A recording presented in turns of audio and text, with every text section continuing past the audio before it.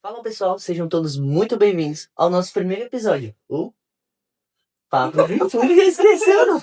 Mas pode ir, já tá Não, vamos começar, vamos mandar. Ela tá mandando aqui o negócio. Não, tá bom, vai. Vai de novo.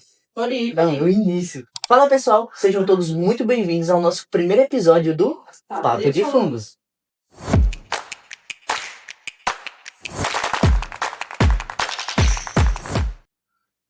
Para quem não me conhece, meu nome é Caio Dourado Barbosa, eu sou biólogo licenciado pela Universidade Federal do Oeste da Bahia, a UFOB. Sou mestre em Sistemática e Evolução pelo Programa de Pós-Graduação em Sistemática e Evolução da UFRN. E atualmente eu faço curso de doutorado. Trabalho com fungos, né? Como vocês podem ver. E trabalho com fungos gasteroides, mais especificamente com o gênero Giasto. Estou aqui com a minha amiga apresentadora também, Heloísa, né? Que também trabalha com fungos. Fala um pouquinho sobre sua história. Fala galera, meu nome é Heloísa Farias, eu sou bióloga, licenciada aqui pela UFRN, fiz um mestrado na pós de Sistemática e Evolução aqui também na universidade e atualmente, assim como o Caio, sou aluna de doutorado do mesmo programa. Atualmente eu trabalho com fungos aquáticos, muita gente não sabe nem que eles existem, né? São um pouquinho aí negligenciados, mas no decorrer também dos episódios a gente vai falar um pouquinho mais sobre eles. É isso. E para começar, como surgiu esse podcast, Papo de Fungos? É engraçado pensar porque a gente estava em uma conversa, né, Lu? Estava ali atrás conversando sobre artigos, e aí surgiu a ideia de como é que a gente pode divulgar esses trabalhos, os fungos, né? De uma forma mais lúdica, didática. Então, por que não criar um podcast? Exatamente. E aí a ideia desse podcast é uma forma descontraída. Como vocês podem ver, né? O pessoal que está em casa. Uma conversa de forma leve, falar um pouco da ciência, levar o conhecimento científico para além dos muros da universidade. Além do que está naquele paper, no artigo que a gente sempre lê, nos livros, de forma simplificada. E é isso que traz a proposta aqui do nosso podcast. E o podcast também, pessoal, ele é uma das ações extensionistas do grande projeto aprovado recentemente, que é o INCT Fungos do Brasil. O pessoal que está em casa, né, o INCT é o Instituto Nacional de Ciências e Tecnologia, e nós tivemos uma notícia recente de que ele foi aprovado, né, pelo professor Dr. Bruno Tomil Goto, aqui também da UFRN, e nada melhor do que começar esse podcast com ele o próprio, Bruno Tomil Goto. Agradeço o convite, meninos. Vamos ver o que eu posso ajudar vocês com isso. Então, pessoal, ele que é formado em Ciências Biológicas pela Universidade Federal de Pernambuco. Ele é doutor em Biologia de Fungos pela mesma universidade. E hoje ele desenvolve suas pesquisas aqui no LBM, que é o Laboratório de Biologia de Micorrízias da UFRN.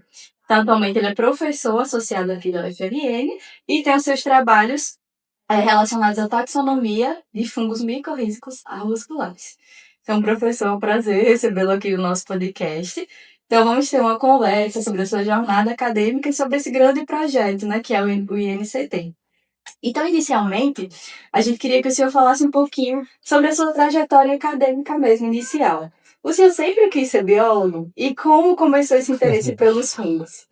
Essa pergunta é uma excelente pergunta. A gente sempre busca, né, algum marco, assim, divisor de águas na vida da gente. Se eu tô num momento agora que tu tem que preparar meu memorial para titular, eu tô, na verdade, refletindo um pouquinho, buscando esses marcos, né? Essa pergunta me fez voltar um pouquinho antes disso. É uma história até engraçada que meus pais assim, me contaram, né? E, de fato, não lembro precisamente disso. Que minha mãe me perguntou, né, o que é que você gostaria de ser quando eu crescer. E a resposta ali foi meio imediata, meio frustrante para meu pai, provavelmente, que eu queria ser garçom. Garçom, nossa. Né? O sonho de criança era ser garçom. De alguma forma, servir era uma coisa que eu achava, de fato, interessante. Mas a trajetória mais voltada para a biologia se deu na licenciatura, né? Foi no ensino médio, especificamente, que a biologia sempre foi a temática mais agradável, mais palatável na minha vida. Sempre gostei mais da biologia, das matérias principais. E aí, sim, tinha alguns professores marcantes. E eu achei que ser professor seria algo interessante, né? Não deixa de servir também, né? Exatamente. Então a ideia, assim, a premissa parece que era essa, né? Alguma forma de servir. Então, assim, fui fazer a licenciatura por conta dessa vontade de ser professor, que, confesso a vocês, que meu primeiro momento como professor foi uma experiência bem difícil. Assim, até pensei em desistir Imagino. da docência, porque fui para ensino fundamental, ensino médio, e me deparei no universo privado, uma situação pouco valor agregado, né, ao trabalho. E a minha trajetória com fungo se deu por mera coincidência. A microbiologia sempre foi a temática que eu achei mais curiosa, né? A parte microbiana de forma geral, nunca tinha me direcionado especificamente para fungo, até uma ação especificamente da universidade, que era que a Universidade Federal de Pernambuco fazia na época, e eu era do centro acadêmico, ele promovia, que era a Universidade para Todos, né? Então, eles tinham uma ação, e nessa ação a gente tinha que levar os alunos do ensino fundamental e médio para apresentar os laboratórios. Eu fui só essa pessoa que carregava os meninos, né? E fui ao laboratório da professora Leonor para levar os alunos, e nesse momento eu descobri que tinha uma vaga lá. Olha que interessante. E isso foi em agosto de 2000, e foi quando eu entrei no laboratório da Leonor Costa Maia, que foi minha orientadora durante a vida acadêmica toda. E assim, eu descobri fungos por acaso, assim. Acaso. Mas, assim, o envolvimento com a ciência dos fungos foi por acaso. Eu entrei no laboratório e nunca mais saí de lá. Assim, fiz a graduação, mestrado e doutorado, né? Assim, toda a carreira dentro do laboratório da professora Leonor. E antes disso, você já tinha participado de algum outro laboratório? Ou foi o Não, primeiro foi mesmo? o primeiro que ficou? laboratório. Que legal. Né? Ah, E então a desde a seleção graduação. também tem uma história interessante na seleção dessa. Porque o critério na época era que precisava especificamente de um homem como aluno novo, né? Eu só descobri que era porque ele carregava muito solo, né? Tinha muita coisa para fazer, e tinha muita menina no laboratório já. E naquela época foi para Tava precisando de alguém como eu. Muito bom. Interessante essa história, né? Porque a importância das ações extensionistas, Ah, né? verdade. Não sei se aconteceu com você, Lu, mas comigo também. Inicialmente eu não queria fazer biologia, né? E muito também não. menos fungo. Mas todo micólogo aí, os fungos, eles aparecem de alguma forma na nossa vida. Isso. Eu, por exemplo, entrei em várias áreas durante a graduação. Fui para genética, fui para entomologia, fui para botânica. Até então, conheci o mundo dos fungos. Como é que foi a sua, Lu? No meu Foi caso, parecido? realmente eu não participei assim, também de nenhum outro laboratório, né? No início da graduação, uma amiga mesmo que me chamou para o laboratório, inclusive do professor, e aí foi no período justamente de 2016, ali quando eu entrei na graduação. Então, desde então, eu não participei de nenhum outro e eu acabei me apaixonando mesmo, assim, pelo mundo dos fungos. Mas também não pensava em ser bióloga, em trabalhar na micologia. De fato, eu não pensava. Seguindo mestrado, Uma doutorado. coincidência, eu também nem pensava em fazer pós-graduação, então as coisas foram acontecendo. E aí, a minha trajetória na biologia também se deve muito aos meus professores da escola e do cursinho que eu fiz, assim, eles encantam mesmo, né? De É a fato. arte de lecionar. Então acaba encantando a gente mesmo. Então, Muito professor, durante a sua jornada, né? Porque a gente sabe que trabalhar com fungos é um pouco difícil, eles são negligenciados, e fazer ciência aqui no Brasil também é um pouco complicado. Então a gente queria saber, durante a sua jornada, quais foram os principais, foram ou são, né? Os principais desafios de estudar fungos e também nessa questão de lecionar. Que eu sei que é difícil também ser professor, então a gente queria saber um pouquinho sobre esses desafios. A gente tem algumas considerações a fazer nesse. A pergunta foi uma pergunta objetiva, mas ela tem muitas considerações até chegar na pergunta, né? Desafios a gente tem de fato vários, né? Acho que o principal, a questão educacional, do porquê os filmes estão um pouco imersos na nossa sociedade, né? Porque a gente é uma sociedade em geral microfóbica, né? Assim, ao longo da nossa formação como indivíduos, a gente tem contato com o fungo muito de forma negativa. O fungo que está aqui estragando meu pão, assim, né? Ou que estragou minhas frutas, né? Micose. Então, tudo isso faz com que a gente, no nosso imaginário inicial, a gente veja o fungo de forma negativa. Então, a gente já cria uma certa aversão nesse universo. O que vocês comentaram sobre as experiências de vocês me faz pensar que a gente se apaixona pela coisa que a gente passa a saber, né? Quando a gente sabe das coisas, a gente se aprofunda nas coisas, a gente tende a gostar daquilo que a gente sabe, que a gente aprendeu. Eu acho que a paixão muitas vezes nasce disso, não por uma evento que eu encontrei, eu passei a estudar, e a partir do momento que aquilo a gente começa a saber, começa a ficar curioso, aquilo encanta mais, né? Eu vou saber, eu acho que encanta. Então a gente precisa, o primeiro desafio, eu acho que na micologia hoje, é dizer que os fungos são bons de forma geral. A gente precisa cultivar, a gente precisa criar essa cultura na sociedade. Esse tipo de ação que vocês estão fazendo é uma oportunidade para a gente transformar um pouquinho essa sociedade de micofóbica para uma sociedade mais amiga dos fungos, né? Então, o desafio, eu acho que a comunicação é um desafio que a gente precisa trazer. E mostrar para as pessoas que, além das coisas boas dos fungos, do dia a dia, da alimentação, dos produtos que eles podem trazer para a gente, como coisas biotecnologicamente, Medicamentos, né, por exemplo. medicamentos, tratamentos, coisas do tipo, né? Tratamento de efluentes, como despejo de acidentes ecológicos, como petróleo, coisa do tipo. A gente sabe que tem fungo que pode atuar nesse processo. A gente precisa disseminar esse tipo de informação. Né? Eu acho que isso é uma das coisas que a gente precisa atacar, né? Esse tipo de ação. Interessante, porque o senhor estava falando e eu lembrei que a gente fez o estágio da docência durante o doutorado e uma das maiores dificuldades era justamente tirar essas concepções, né? Tentar ajudar em relação a essas concepções que os alunos trazem. A gente passou um questionário antes da disciplina de fungos, perguntando o que é que eles achavam sobre os fungos e eram só respostas negativas. Foram né, assustadoras. Que, fungo faz mal, fungo dá chulé, fungo mata.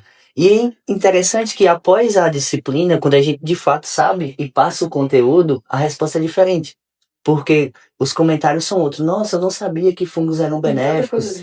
Não sabia que eles faziam o processo de decomposição da matéria orgânica, que eles podiam ser utilizados na indústria, nos alimentos. E aí a trajetória dessa concepção muda completamente, né? Então, É a cegueira, o pessoal chama vulgarmente cegueira micológica. cegueira micológica, exato. Agora, falando um pouquinho sobre o projeto que a gente citou inicialmente, né? Que o Caio falou do INCT. Eu queria que o senhor explicasse, até para quem está ali ouvindo a gente que não sabe nem o que é. De maneira prática, né? Para o pessoal que está... O que seria o INCT e qual o principal objetivo desse projeto de fungos dentro do INCT? Parece um projeto ambicioso, né? É grande. É um projeto de grande porte. Eu acho que a gente tem que começar exatamente por isso, né? Entender o que é o INCT, né? O INCT é uma ação do CNPq, que são os Institutos de Ciência e Tecnologia, são em geral projetos em rede. Né? São projetos, de fato, de grande porte, que tentam explicar ou fazer significativos avanços em áreas de conhecimento que, em tese, precisam de incentivo. Né?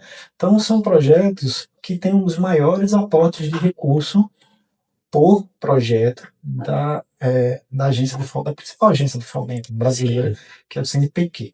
Então a gente precisa entender que nessa versão essa última edição do INCT, a gente teve apenas 120 projetos aprovados no Brasil todo. E eles são de várias áreas Relativamente diferentes. Várias pouco, áreas né? diferentes, não é só fungo, não. Bem, o fungo foi o único projeto, né, de fungo aprovado foi esse INCT. Então, assim, óbvio que nós temos outros INCTs que lidam com fungo. Né? A gente tem o INCT lá das leveduras, que é do professor Rosa, lá da UFMG, que lida com um aspecto da micologia. Né? Mas a ideia do INCT é fungos do Brasil, é literalmente ampliar o escopo, né? Além das leveduras, os outros grupos que, em tese, ficaram ainda negligenciados. Né? Então, entender que a proporção do projeto é essa, uma proporção de rede. A gente tem esse projeto, gente, para vocês terem uma ideia de números, a gente tem 114 pesquisadores envolvidos no projeto. 114 que estavam no projeto que foi enviado ao CNPq. Tanto nacionais quanto internacionais. Tanto nacionais como internacionais. Só que a gente teve massivamente pesquisadores brasileiros. Isso mostra que a micologia brasileira, ela não é mais, até fazendo uma observação sobre o que vocês falaram, né, que é negligenciado, ainda está assim, incipiente. A micologia brasileira já não é mais uma ciência negligenciada. Sim. Pelo contrário, a gente precisa mudar essa perspectiva e mostrar que somos uma ciência, na verdade, bem estruturada no Brasil. né? A gente agora está até preparando um artigo sobre a micologia nacional e a gente tem representatividade em todas as regiões, em muitas instituições, em muitos pesquisadores, inclusive bolsistas de produtividade do CNPq voltados à micologia. Então, é uma ciência bem estruturada. Ela é pouco documentada, ela é pouco explorada e pouco discutida como precisa sair mais dos artigos para a população. A gente agora precisa fazer com que a micologia seja vista. Eu acho que o INCT vai trazer um pouco mais de visibilidade para essa ciência que já é muito bem estruturada no Brasil. Né? Então, só para vocês perguntaram sobre os objetivos, né? Qual é o principal objetivo? Pra vocês terem uma ideia, a gente tem 28 objetivos nessa proposta. É muita coisa. Dentre objetivos científicos, divulgação científica, e essa ação de vocês vai ser suportada, vai ter suporte do INCT, porque faz parte dos objetivos do INCT, Fundos do Brasil, a gente produzir ciência e divulgar essa ciência. Então a gente vai fazer o trabalho pesquisa de base, não só pesquisa de base, porque o INCT visa também buscar informações ou dados de organismos de importância econômica. Então a gente vai buscar também isso no INCT. Bastante coisa. Projeto bem ambicioso. Sim. E eu fico pensando como gerenciar um projeto de larga escala, né? Ainda mais eu, que pra quem não sabe, ele também é ciclista, já foi triatleta, então assim... Foi no passado. É algo difícil, né? Você liderar um projeto de tamanha escala, né? Com muitas pessoas. Sim, cara, eu acho que assim, dentre os vários desafios que é um projeto de grande porte como esse, a gestão do recurso humano é o maior dos desafios. Porque o que a gente precisa promover para ter as nossas metas que a gente criou atingidas é o envolvimento do recurso humano. Né? Mais importante do que todo o processo burocrático, que é enorme, que o Instituto funciona de fato como instituto, né? Ou seja, é como se fosse um órgão físico, com diretoria, comitê gestor, e as pessoas que vão estar lá na ponta da lança, lá, obtendo os fungos, caracterizando os fungos, buscando bioprodutos dos fungos. Então, a gente precisa ter uma cadeia, na verdade, organizacional eficiente num projeto dessas proporções. Mas isso tudo só se a gente tiver engajamento. E acho que a missão nossa aqui é tentar engajar as pessoas. E quando eu falei sobre essas 114 pesquisadores, o que eu queria dizer, na verdade, é que o projeto não vai ser feito só por 114 pessoas. Né? Tem muito mais pessoas a gente envolvidas. Tem que, na verdade, fazer com que mais gente se engaje, porque são os estudantes, são as pessoas que vão fazer mestrado, que vão fazer doutorado, que vão fazer iniciação científica, que vão produzir parte desses dados que vão ser gerados no INCT. Né? Que um dos alicerces do INCT é a formação de recurso humano em uma área que o CNPq identificou como uma área promissora. Então a gente precisa, além de produzir bons dados, dados relevantes, dados que vão ser utilizados em publicações, que também é foco do INCT, né? Produzir dados de vanguarda, promover a formação de recurso humano qualificado, que apesar do Brasil ter uma micologia, no meu entendimento, bem estruturada, não significa que ela não precisa ampliar seus horizontes. Né? A gente tem indústrias de fungos ainda totalmente negligenciados no Brasil, que a gente precisa formar recurso humano nessa. Os fungos basais, né? A gente vê isso nas aulas, realmente. Quais seriam as perspectivas futuras para estudos com fungos durante e pós o INCT? O que é que você acha? O que é que você acha? Bem, sim, eu vou resgatar um pouco da experiência da minha orientadora, do que ela me falou sobre o INCT que ela coordenou, né? E foi hora virtual no Costa Maia. A primeira proposta dela, que ela submeteu ao CNPq, foi há 15 anos atrás. Então, ela teve 3 rodadas de INCT. Desculpa até interromper, mas esse foi o primeiro projeto com fungos aprovado pelo INCT? Ou... Que tinha fungos envolvidos, sim. Certo. Que sim, o herbário virtual, a ideia era transformar aqueles dados que estavam reclusos, vamos dizer assim, dentro das coleções, transformar esse dado numa coleção virtual para que tivesse um acesso muito mais amplo dos dados. Então, a Leonor focou tanto nas plantas quanto nos fungos. Né? Então, ela coordenou o INCT por 15 anos. Então, o que eu fique imaginando o que pode acontecer. Pode ser que esse NCT, caso ele realmente seja promissor, a gente faça, a gente tente outras rodadas para manter ou para ampliar os dados desse NCT por mais tempo. Mas é inevitável que a gente pense que em algum momento tenha fim o projeto, e a gente fica pensando no que pode ficar de legado, né? Para isso, o que seria construído e o que iria ficar para a sociedade, de forma geral. Então, tem um ponto específico desse projeto que é a parte que, não que as outras tenham menos valor, mas eu acho que é um momento histórico que a gente precisa pensar nesse tipo de coisa. Que é o seguinte: os estudos genômicos, eles são hoje os estudos de vanguarda, né? A gente entender a evolução dos organismos com base em genoma tem sido uma coisa largamente utilizada nessa última década, né? Sim. E a gente tem, de forma geral, poucos fungos brasileiros sequenciados, tem um genoma sequenciado, né? Então, o nosso projeto visa a gente ampliar esse acesso esse dado genômico, seguindo todas as premissas e regras do uso do patrimônio, informação do patrimônio biológico, e dar acesso a essa informação tanto para publicações de alto impacto, né, quanto acesso a patrimônio genético do fungo que pode ter implicações práticas, né, como produção de antibiótico, bioprodutos e tudo mais, que a gente consegue fazer uma leitura a partir da bioinformática hoje e buscar isso a partir do genoma dos organismos, né? Então, o que a gente pretende fazer, a gente pretende criar, agora que a NCT, é o repositório, um grande repositório de dado genético de fungos, Uma grande plataforma. uma grande plataforma de registro e do repositório real. Quando a gente vai publicar, vocês sabem disso, uma espécie nova ou qualquer organismo novo que vocês depositam no GenBank. No GenBank, esse NBI, né? Exatamente, a gente quer criar esse banco de dados. Só que brasileiro. Um repositório brasileiro Muito de bom. fungo, especificamente de fungo, para que a gente deposite, a gente tenha o dado registrado e cada produto, cada genoma, cada dado tem um DOI relacionado que pode ser referenciado, né? Não só a sequência, o número de registro, mas também um DOI relacionado a isso. O que a gente espera? Que se torne o repositório principal de fungos do Brasil, e se a gente conseguir ampliar isso, talvez até para a América do Sul.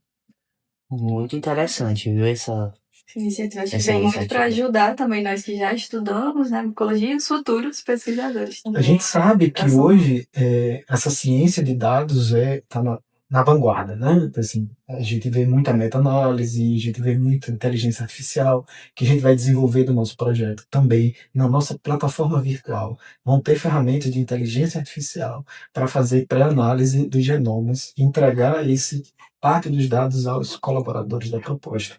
Então, não vai ser só um local onde você vai guardar seus dados. Vai ser um local onde você vai analisar, processar e auxiliar na publicação dos teus resultados. Uma plataforma completa, né? A ideia é que a gente faça uma plataforma dinâmica, usando as ferramentas atuais, mais atuais, né, para promover a ciência brasileira. A última ressalva que eu faço é assim: a ciência de dados hoje permite que a gente extraia diferentes perguntas, né? Às vezes você tem lá um conjunto de dados, de metadados, que ninguém explorou. Então, hoje as grandes big techs buscam e brigam por esse conjunto de dados, né? Para entender comportamento. Então, a gente foi criar nessa plataforma um acesso a informação de alta qualidade, né? Que vai ser filtrada, chancelada e organizada para que a gente possa, no futuro, ter acesso a esse big data sobre fungo, né, brasileiro. Muito bom. E a diversidade nos neotrópicos, elas são riquíssimas, né? Eu estou fazendo um levantamento agora, como exemplo, o pessoal que está em casa, de um gênero que eu trabalho, que quando eu fiz o levantamento de dados genéticos de sequência, surpreendentemente o Brasil foi o país onde mais teve para as Américas de maneira geral. E a gente acha, poxa, Américas talvez não tenha muitos dados. E a gente tem muito dado, né? E muito dado já sequenciado e muito ainda que precisa ser. Então, muito importante essa plataforma. Para alguns grupos isso é verdade, né? Para outros nem tanto. Representantes que são massivamente mais tratados, como a gente vê no nosso levantamento, a ascomicota, a base da micota, são os principais grupos estudados, né? Então vai ter grupos que vão estar muito mais representados do que outros. E a gente precisa aproveitar esse conjunto de dados que já está na literatura, centralizar isso num banco de dados para que a gente possa promover acesso à informação tanto para os membros do projeto quanto para a sociedade em geral, né? Essa plataforma ela vai ser, de certa forma, aberta em alguns dados para que seja consultado. Isso e muito mais que vem por vir. Muito obrigada, professor, por esclarecer essas dúvidas, né? Acredito que sanou bastante algumas dúvidas que algumas pessoas poderiam ter em relação a esse grande projeto. Interessante também saber sobre a sua trajetória, que quando criança queria ser garçom, e aí veio até a biologia, não deixando de servir, Não deixando né? de servir e formar, né? Isso, formar pessoas. E aí, assim, antes de finalizar as nossas perguntas, nossa entrevista, qual é uma dica assim, que o senhor daria para uma pessoa que está iniciando no meio acadêmico e talvez que esteja iniciando na micologia também? Bem, eu sei que as trajetórias são diferentes, o conhecimento que a gente chega é heterogêneo, então as trajetórias podem ser bem diversificadas, né? Acho que um recado que é importante a gente dar para todo mundo que quer fazer ciência, que tem espaço para todo mundo. Assim, existe uma busca incessante hoje, a gente tem que publicar, tem que fazer e não pode ficar sem ser visto. A ciência não é sobre isso. A ciência é sobre fazer boas perguntas e responder elas da melhor forma possível, né? Um critério. Eu acho que, por mais que a gente tenha as instituições de ensino superior no Brasil não tem muito espaço para muita gente, porque a gente precisa abrir vagas, a gente precisa ampliar. E existe esse desespero por parte do recém-formado, recém-doutor. Mantenha a sua persistência, sim, porque quando a gente gasta energia, a gente, em geral, tem um retorno dessa energia. Sim, sim. Nunca se perde conhecimento, é a única coisa que ninguém rouba, mas você leva para si. Fica a reflexão. Professor, mais uma vez, muito obrigado pela presença, por ter compartilhado conosco seus conhecimentos. E para quem tem interesse de conhecer mais o professor, vamos deixar aqui, né, o @ dele, o contato, as redes sociais. Vamos deixar também um QR Code para quem quiser saber mais sobre um pouquinho do projeto que vem por vir por aí. E falando também na nossa agenda micológica. O professor vai estar aí nas próximas apresentações, vai ter o Café com Darwin, que é um evento aqui da UFRN. Embora não seja específico de fungo, mas trata sobre ciência de maneira geral e também vai ter apresentações sobre fungos dentro desse evento. Inclusive, no Café com Darwin, o professor vai dar uma palestra intitulada de como surgiu o INCT Fungos. É bem interessante de ver. Muito bom. E também vai ter o EPEI, né? Isso, o EPEI vai ocorrer dia 17, 18 e 19 de novembro, né? Que é o encontro pernambucano de micologia. E o Café com Darwin, que a gente esqueceu de falar a data, dia 13, 14 e 15 de A gente vai deixar aqui na telinha. Isso. E eu vou estar no EPEI. Eu vou estar no Café com Darwin. Então, vamos lá, o professor. Uma palestra lá no EPEI também. A palestra de encerramento, na verdade. Palestra de encerramento, pessoal. Qual vamos seria o lá. teu? Tá, entendi. INCT. Também. Então, há muita coisa aí. Quem quiser, tiver interesse, a gente vai atualizando aí da nossa agenda micológica. Então é isso. Espero que tenham gostado desse episódio piloto de apresentação sobre a criação do podcast, né? Como que surgiu essa ideia. E nos vemos no próximo episódio. É isso. Tchau, galera. Até mais. Imagem.